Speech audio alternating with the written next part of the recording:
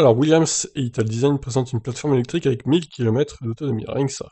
Italdesign avec Williams Advanced Engineering ont créé une plateforme modulaire pour véhicules électriques. La plateforme IVX permettra à Italdesign de créer plusieurs modèles sur différents segments, mais les deux entités ont aussi comme objectif de vendre leurs nouveaux produits à d'autres constructeurs. La plateforme IVX repose sur un principe de modularité poussé à l'extrême. Sa conception s'est tournée vers la capacité à produire de nombreuses solutions sur cette même base. Pour cela, la batterie s'intègre directement dans le châssis.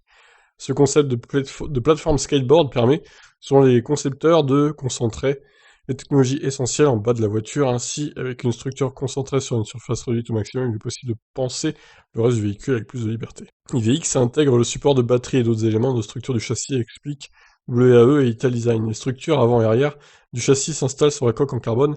La sélection du milieu plus haute offre une rigidification nécessaire pour exploiter le potentiel de la plateforme. Ces deux philosophies de design réduisent la dépendance à la structure supérieure.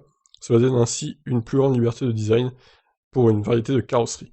Le moteur peut atteindre jusqu'à 1000 kW de puissance, tandis que la batterie peut proposer jusqu'à 160 kWh de capacité. L'autonomie peut ainsi atteindre 1000 km d'après les deux entreprises. Ces données sont évidemment maximales et ne pourront pas s'accorder simultanément. Ouais, ça reste plausible, hein, ça fait 16 kWh au 100 à peu près.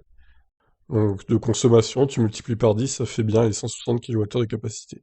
En termes de gabarit, l'empattement des véhicules peut varier de 2,90 m à 3,10 m. La plus petite des deux valeurs est équivalente à l'empattement d'une Porsche Taycan ou d'une Audi GT e-tron. La question sera désormais de savoir quels constructeurs se montreront intéressés, effectivement. Mais bon, le projet a l'air crédible, hein. Williams, ils ont déjà produit les batteries pour les voitures électriques de Formule E, il me semble, donc c'est pas des débutants dans le domaine, on va dire. Bien que leur équipe de F1 soit un peu mauvaise, on va dire qu'elle bat un peu de l'aile en ce moment. Mais bon, ça reste une entreprise sérieuse à mon avis.